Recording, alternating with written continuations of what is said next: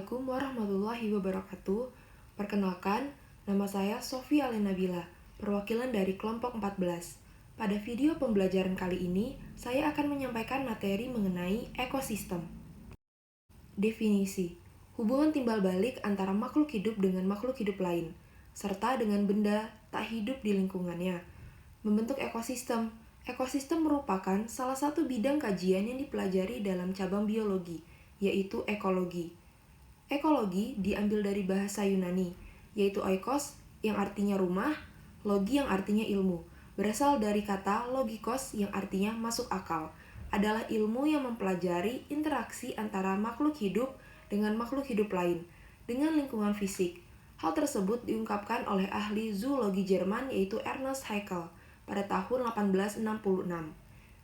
Ekologi mempelajari bagaimana makhluk hidup dapat mempertahankan kehidupannya dengan mengadakan hubungan antara makhluk hidup dan dengan benda tak hidup di dalam hidupnya atau lingkungannya. Komponen yang menyusun lingkungan dapat dibedakan menjadi komponen abiotik, yaitu benda tak hidup, dan juga biotik, yaitu makhluk hidup. Komponen ekosistem dibagi menjadi dua, yaitu abiotik dan juga biotik. Abiotik terdiri dari udara seperti nitrogen, oksigen, karbon dioksida, angin, dan kelembapan. Serta terdapat air, mineral, cahaya, suhu, keasaman, dan juga salinitas. Sedangkan untuk biotik, yaitu komponen yang terdiri atas makhluk hidup, meliputi tumbuhan, hewan, dan mikroorganisme. Yang pertama, penjelasan mengenai komponen biotik. Pada komponen biotik terdapat produsen. Produsen di sini adalah semua makhluk hidup yang dapat membuat makanannya sendiri. Dalam suatu ekosistem tentunya, terdapat tumbuhan hijau yang dapat melakukan proses fotosintesis atau membuat makanannya sendiri, seperti pada gambar di atas. Tumbuhan yang dapat melakukan proses fotosintesis ini dapat dikatakan sebagai organisme autotrof. Semua tumbuhan hijau dalam suatu ekosistem berperan sebagai produsen, sedangkan hewan dan manusia setiap harinya akan bergantung pada tumbuhan tersebut untuk memenuhi kebutuhan hidupnya. Jika tumbuhan menggunakan cahaya matahari untuk melakukan proses fotosintesis untuk membuat makanannya sendiri, maka bakteri adalah sebaliknya. Mereka tidak menggunakan sinar matahari, akan tetapi menggunakan senyawa kimia yang telah disimpan dalam tubuhnya. Jika pada tumbuhan dikenal sebagai autotrof, maka pada bakteri dikenal sebagai kemoautotrof. Selanjutnya terdapat konsumen. Konsumen merupakan organisme yang bergantung pada organisme lain. Mereka tidak dapat membuat makanan mereka sendiri, sehingga pada kasus ini manusia dan hewan menjadi konsumen. Konsumen yang aktif dalam mencari makanan disebut sebagai predator. Pada siklus ini, konsumen dan produsen saling mempengaruhi, di mana konsumen bergantung pada produsen untuk kelangsungan hidupnya.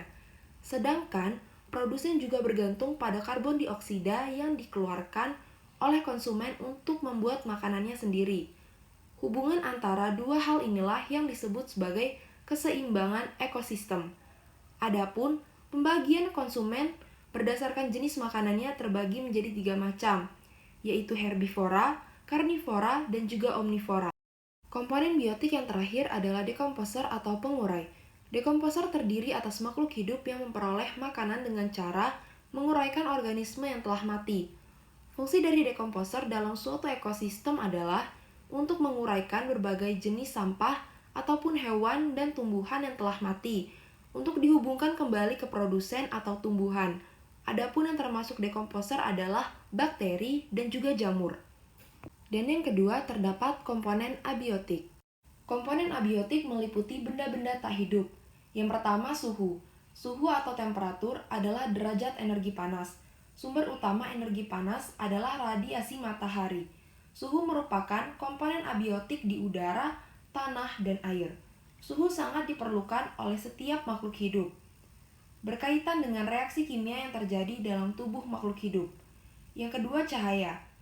Cahaya merupakan salah satu energi yang bersumber dari radiasi matahari. Cahaya matahari terdiri dari beberapa panjang gelombang, yaitu jenis panjang gelombang, intensitas cahaya, dan lama penyinaran cahaya matahari berperan dalam kehidupan organisme. Yang ketiga air.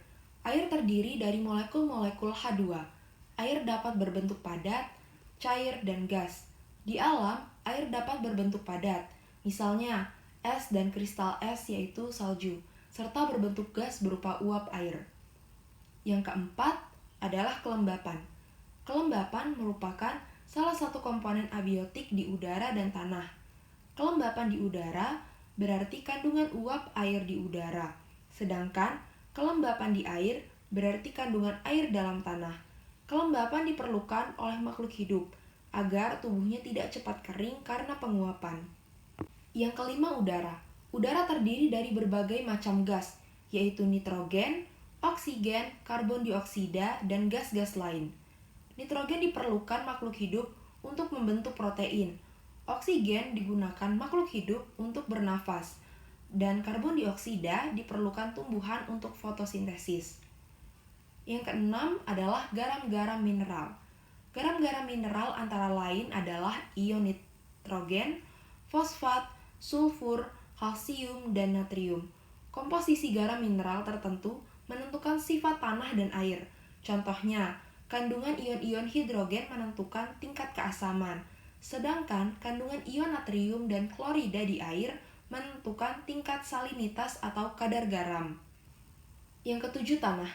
Tanah merupakan hasil pelapukan batuan yang disebabkan oleh iklim atau lumut dan pembusukan bahan organik. Tanah memiliki tekstur, sifat, dan kandungan garam mineral tertentu. Tanah yang subur sangat diperlukan oleh organisme untuk memenuhi kebutuhan hidupnya. Tumbuhan akan tumbuh dengan baik pada tanah yang subur.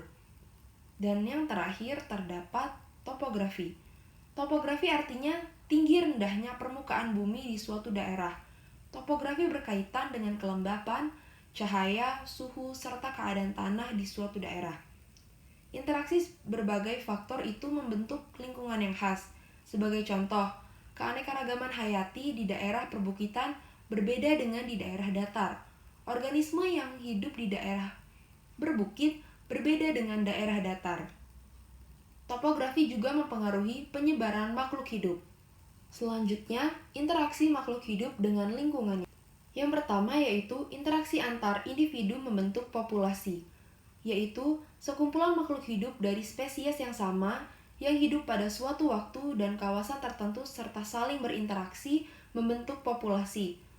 Oleh karena berasal dari spesies yang sama, maka individu di dalam populasi mempunyai potensi melakukan kawin silang yang akan menghasilkan keturunan yang fertil atau mampu bereproduksi.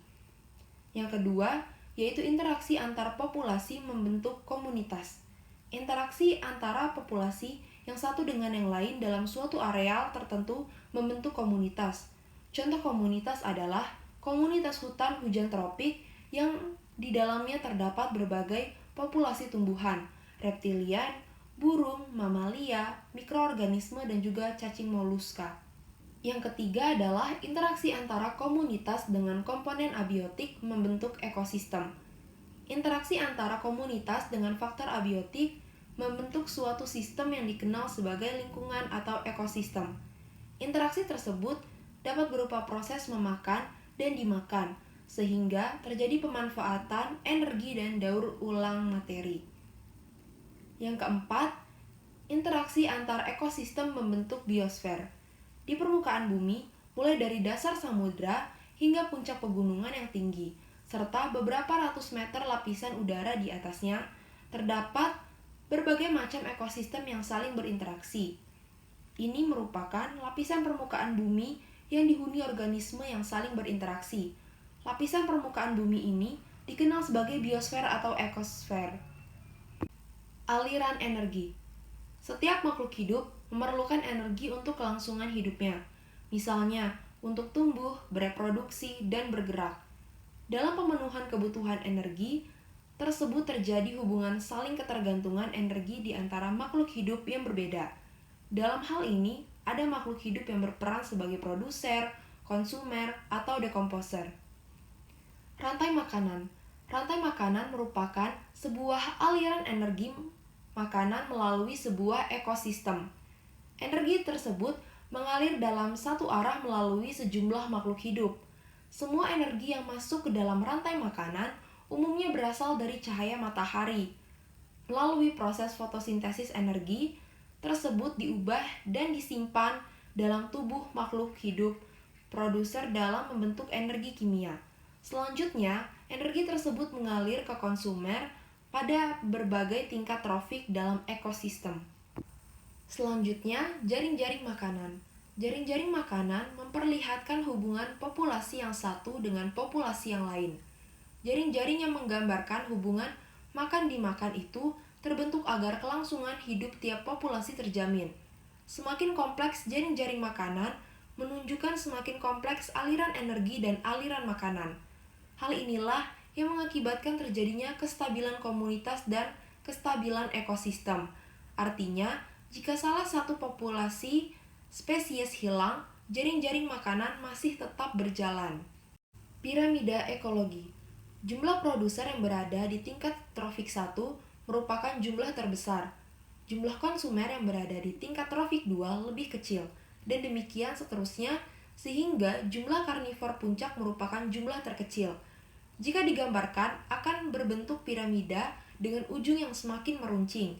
Piramida itu disebut piramida ekologi, seperti terdapat gambar di samping. Dan yang terakhir adalah daur biogeokimia. Daur biogeokimia terjadi sejak munculnya makhluk hidup pertama kali di bumi. Daur biogeokimia mendukung proses berlangsungnya kehidupan.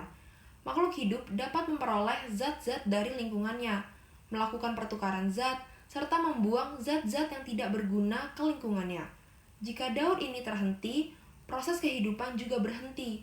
Jadi, kelancaran daur biogeokimia penting bagi kelangsungan hidup makhluk hidup. Daur biogeokimia meliputi daur nitrogen, daur karbon dan oksigen, daur belerang atau sulfur, dan juga daur fosforus. Sekian video pembelajaran yang dapat saya sampaikan. Semoga dapat bermanfaat dan dapat dimengerti. Terima kasih atas perhatiannya. Wassalamualaikum warahmatullahi wabarakatuh.